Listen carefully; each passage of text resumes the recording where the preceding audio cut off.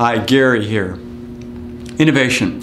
Is it just for those creative types and not for you, the business owner who's trying to get the job done? Well, I would submit that innovation is about setting up an environment, a stage, let's say, that's structured and a place for people to bring out their best, creating good habits and having a place where they can really start to flourish.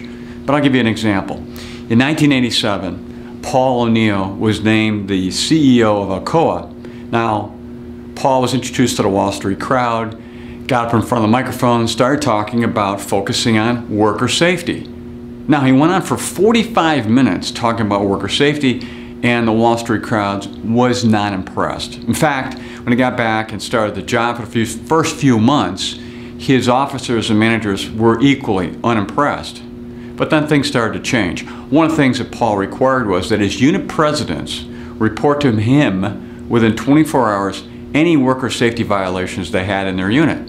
Now, at the time, Alcoa didn't have the communication systems in place to do this in 24 hours. And they really had to innovate and go about doing that, and they were able to get that done in 24 hours.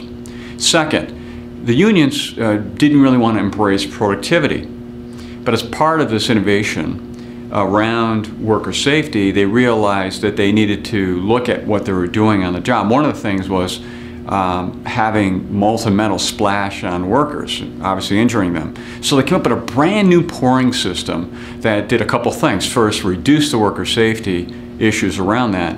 And second, less raw material on the ground, greater profits to the company.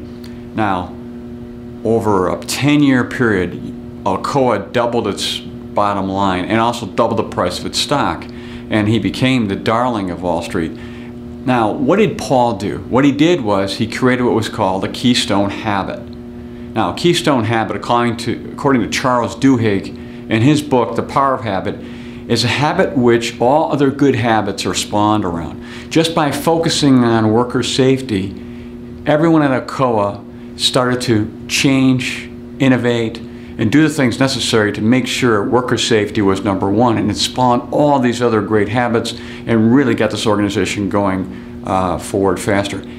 Think about it this way. It was a very, very practical way of getting innovation to take place. So when you look at your business and you're trying to put something in place, think of what a keystone habit would be in your company that you could all rally around that then would affect everything else going on. Kind of an easy way. You don't have to be this creative type out there coming up with wild ideas and everything else to do this. It really would be very simple in that approach. Sign up for our blog and we'll send you the chapter on innovation from our new book, The Business Battlefield. So until next time, enjoy.